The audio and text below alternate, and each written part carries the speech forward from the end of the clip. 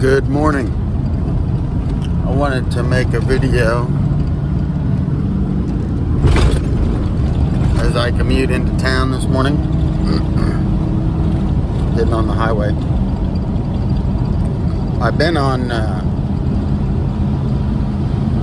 back road highway for a while till I jump on 287.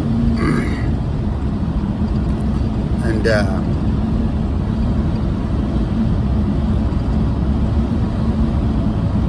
past. So, looks like the Ogle feedlot is getting some big work done to their stock pond. A lot of farmers are doing a bunch of big work. A lot of ranchers and farmers are obviously working the land in the springtime here. Everything's very green.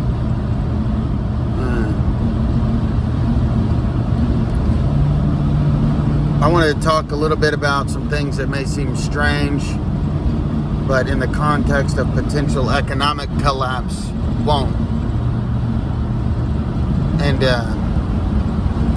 so, in regards to trapping, you know, where I'm at, there's not a whole lot of water, so then there's not like the abundance of the food sources that reside in the water. You have a lot of land animals, mammals, and traps can even be used to harvest birds. You know, we won't go too much into that because obviously you know, birds of prey and that are illegal. But so it may seem strange, you know. A lot of people are scared of traps. A lot of people fear what they do not know, and that's how I was in the beginning, obviously. And you want to be the most humane that you can be to the animal. You feel for these animals, right? We have empathy. We want to be good people.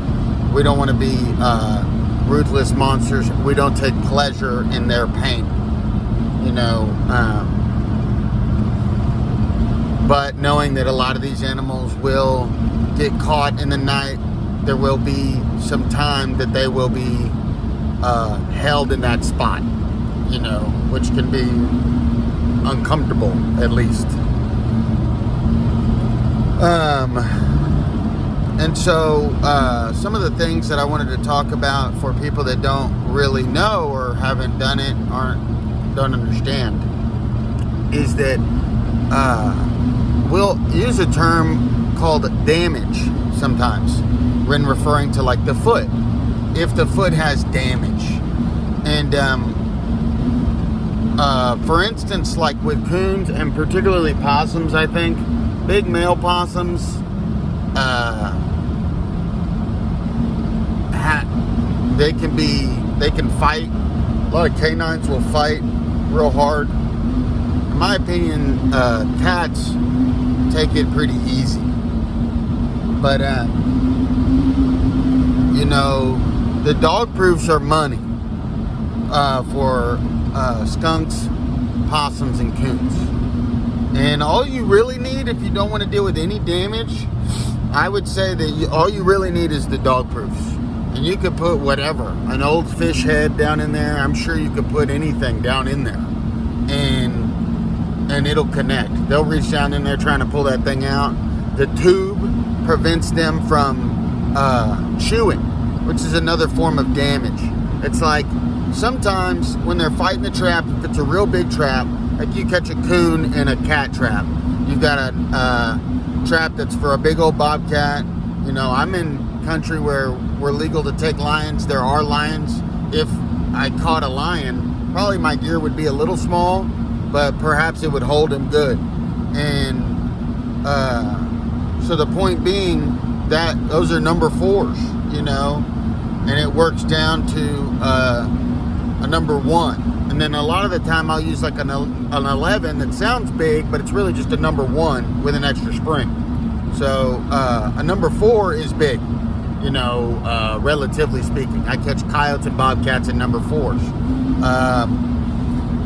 It's recommended for that. Bobcats, coyotes, and beavers, and otters.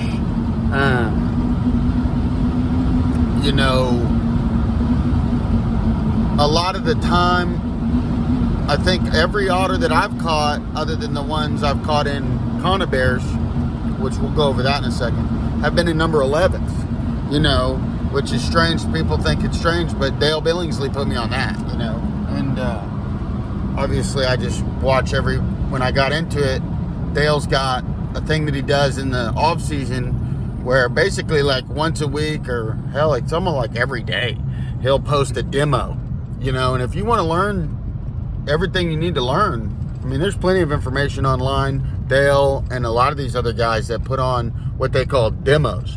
That's like, a demonstration of how they set up their trap. They make a set.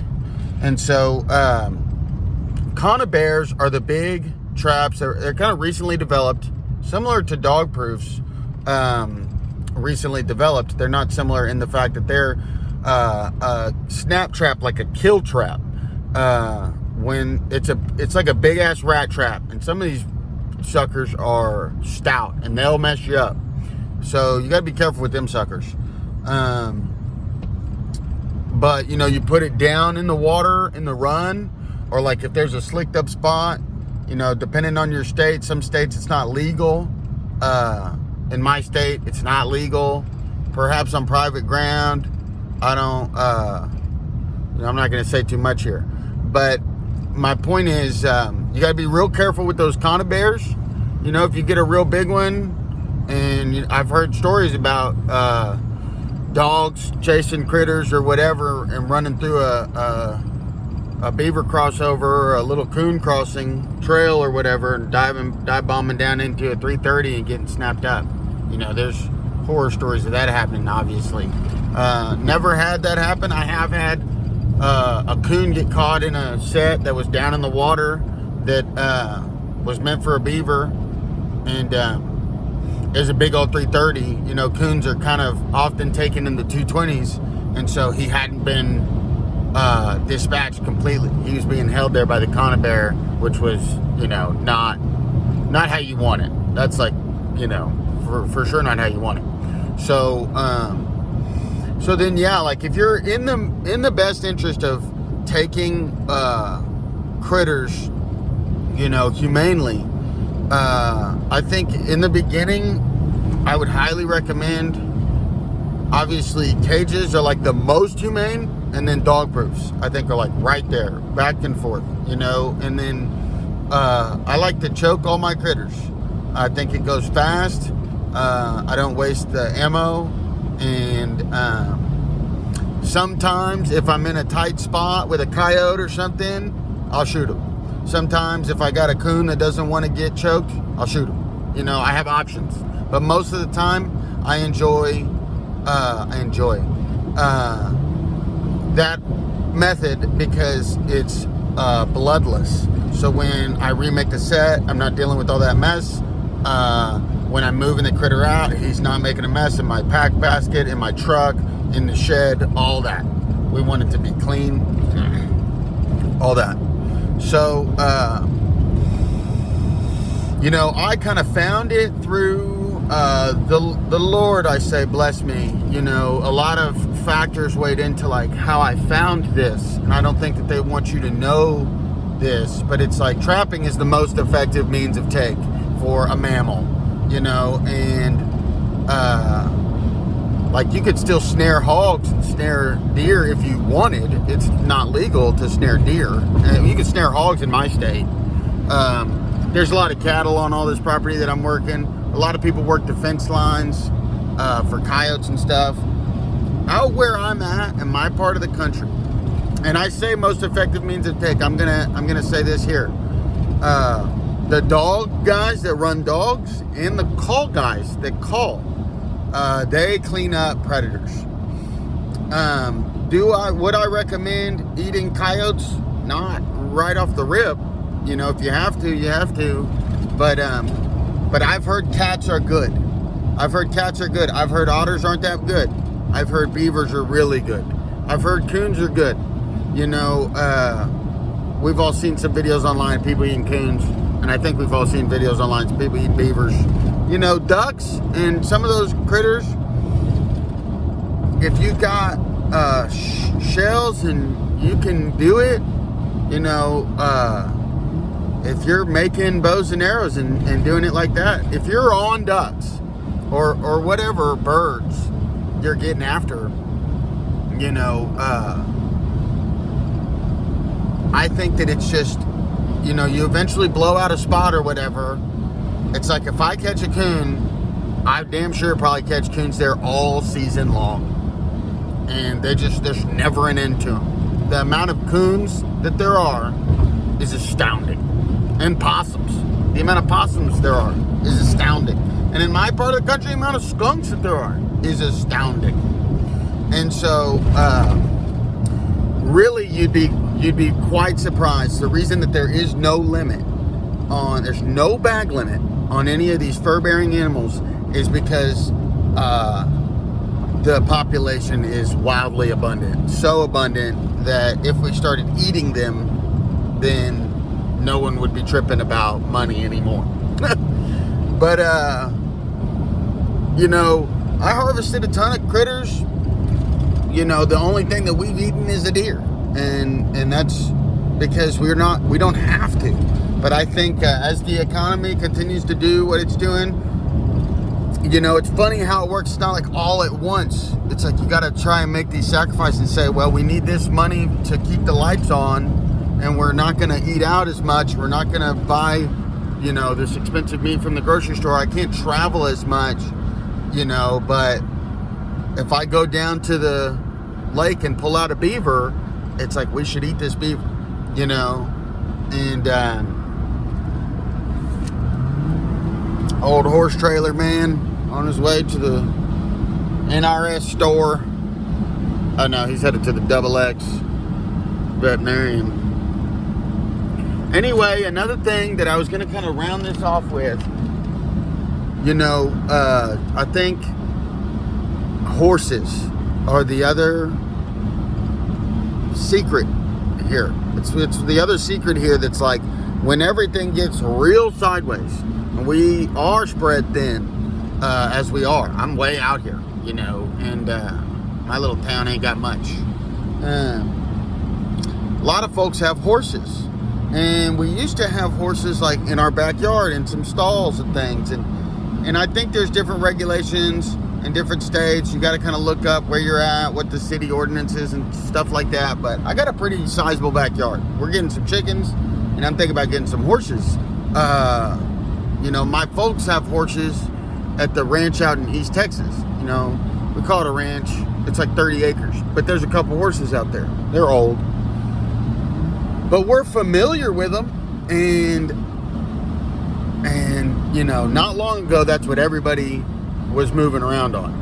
And if you think about, like, if there's an emergency or something and we don't have gas, if they're not bringing in gas anymore, and I don't know how realistic all this is, but these are things to consider, right? It's like, obviously we've moved out to an area. We bought a property with a fireplace. It was like a big thing, and then I wanted a big backyard.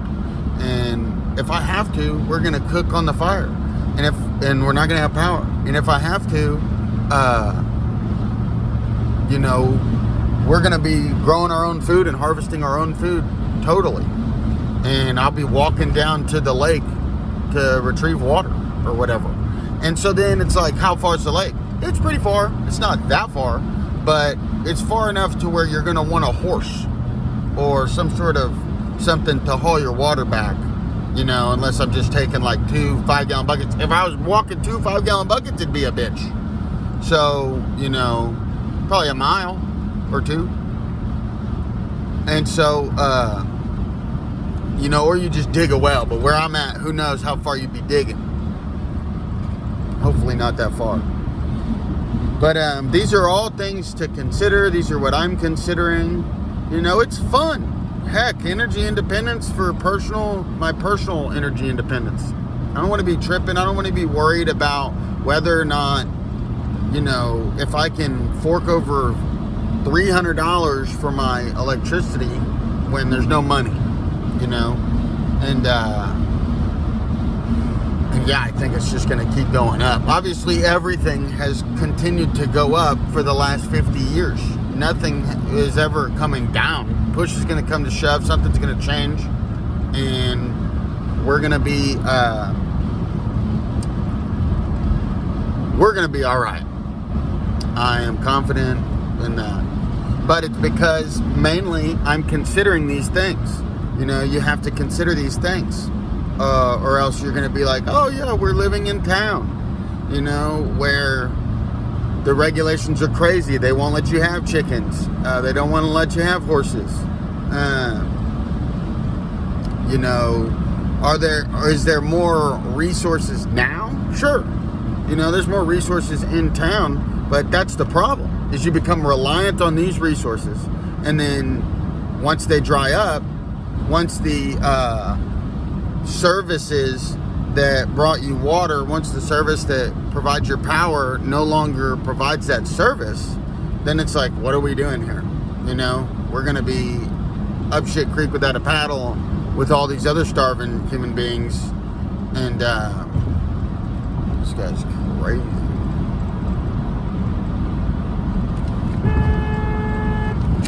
What the hell's going on with this idiot? Florida plates.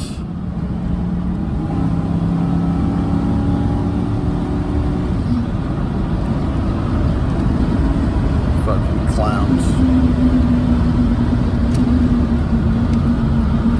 The hell, bro? Quit nodding off on your heroin, my man. You're on the road. Sorry for that. All that to say, it's like, this is where I'm at, and I think I don't want to be arrogant and say I'm ahead of the game. I do believe I'm ahead of the game. And I had been thinking about all this before Trump got elected, and then sadly you had a sigh of relief, thinking oh, it's all good now. And it's now we know it's not all good now, and everything's going the same way that it was going back when you thought the worst thing you thought during the Biden administration, which was this is going to be the complete undoing of the nation. And I believe it is. Once we all of the current events indicate that we are for sure fucked. And so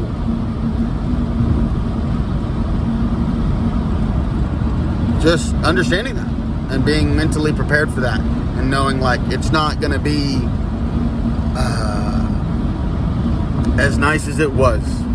And so I'm thankful for my folks. I'm thankful for my wife's folks. I'm thankful for our families that are not totally retarded.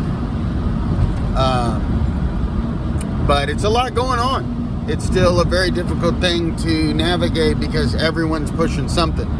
And so all I'm trying to do is, I say educate the public. It's not it's like I make a post the other day about I said something about I want to tell the world something, I wanted to apologize to the world about us bombing, particularly the women and children.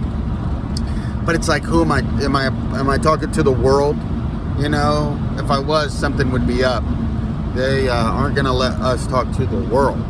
But to whom will find us and who will listen, we, the good Lord and I, will be,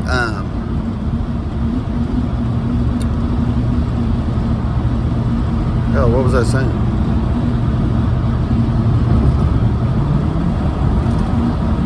Oh, I'm going to educate the public about, trapping.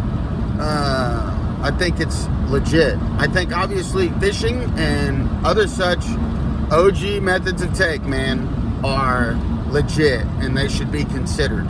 And, you know, is it tough on a regular guy who hasn't done this shit? Yeah, it will be tough, you know. But there will be scenarios if you do it right where you can turn a baby coon loose if he got caught in a dog proof. You know, there's scenarios where, you know, you may have to put one down because of damage. And, you know, certain traps, if done correctly, are capable of catch and release, such like a fish. You know, and then on that day, if you're not hungry and everything's fine, if you feel the need, you can turn them loose, you know. But if you need to eat them, then you know that you've got something. And what's nice about the traps is you can do, you go out there during the daytime, doesn't have to be in the pivotal morning hours or the pivotal evening hours. You go out there, you work the sets, you get them set, and you leave. And everything typically happens after dark.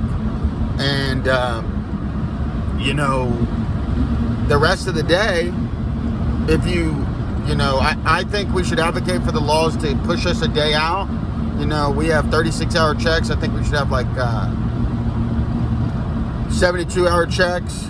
And I'll explain that, I guess, in another video. Or I'll explain that right now. You know, you check one day, every day. They give you 36 hours, which means if it's still an everyday check, basically, because, you know, if I checked them, if I set them yesterday and I checked them this morning, okay, then tomorrow if I have work, I can still legally check them in the afternoon, and they've gone a full 24 hours.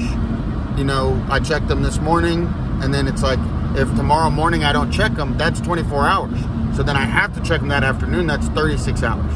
Well, in you know, the north, on professional lines, and of course they're dealing with colder climates and certain methods, but still, it's like, I know guys who, in Texas, you know, I know pros who push that, and they're like, well, I'm on private land, this and that, whatever, I'm on public land, and I just tell you, we need, you want 2-day checks, and you want that extra window for the afternoon, okay? There should be all this regulation on a man to take, you know, bag limits and seasons. I still kind of get a tough thing about seasons. It's like bag limits. I'm okay with bag limits as long as they're fair, you know. But yeah, I mean, whatever. Seasons and bag limits and all that stuff can be debated. What can't be debated is when they ask for my money, that's theft.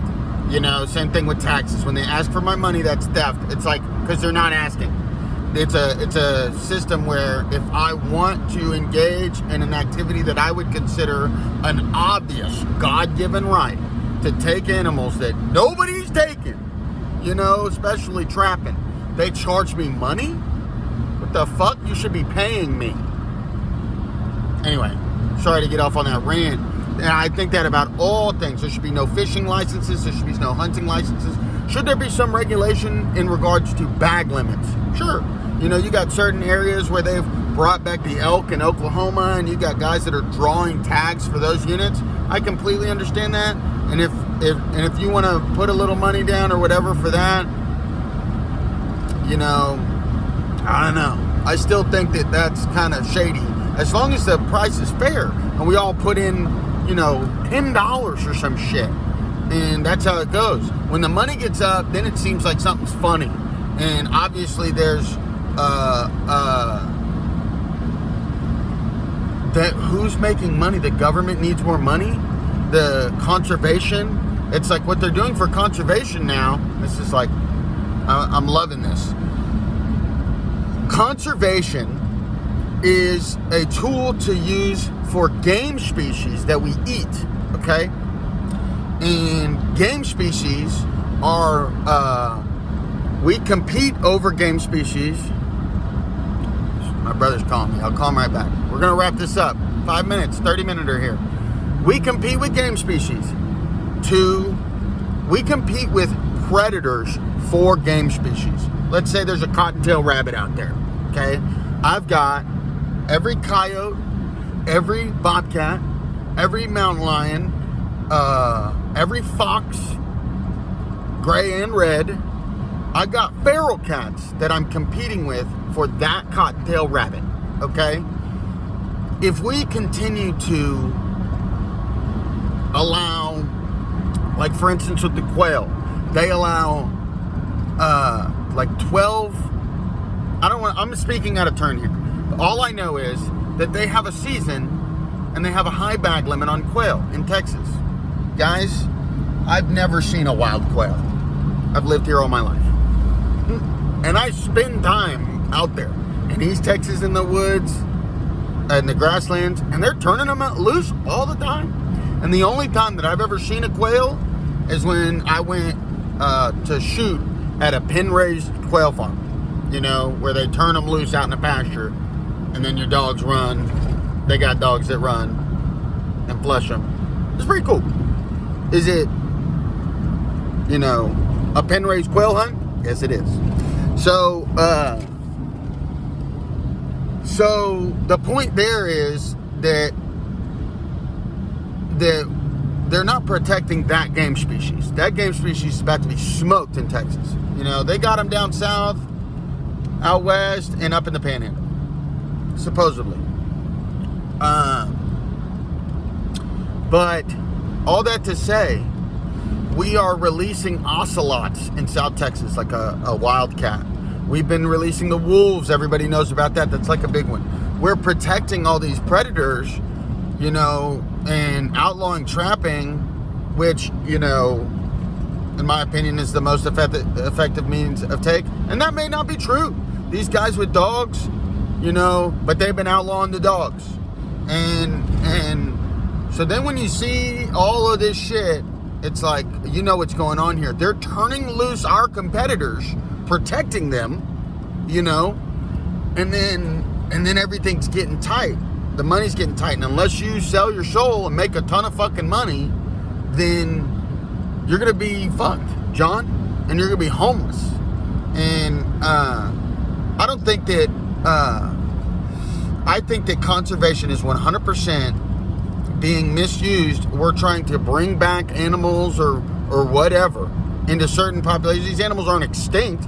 They're just not in the United States or whatever. We're like bringing Canadian wolves into Montana, and we're bringing Mexican cats into South Texas. And I think, you know, there's clearly an agenda here. They're not,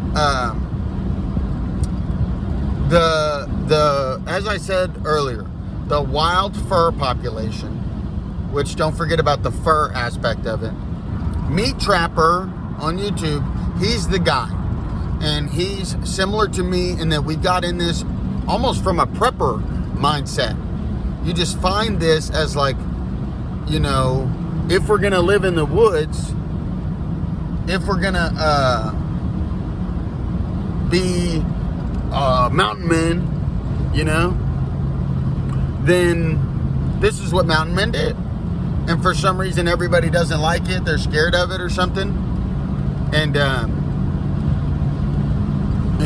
you know, you're scared of what you don't know. You got to get into it. And there's certain things that, you know, do we want to be humane? Yes. There's certain methods that you can deploy with swivels and the right size traps and things of that nature to make sure that you're doing all that you can to keep it humane. Those are my considerations for the day. I'm headed into town to cut some grass. I love you guys. God bless.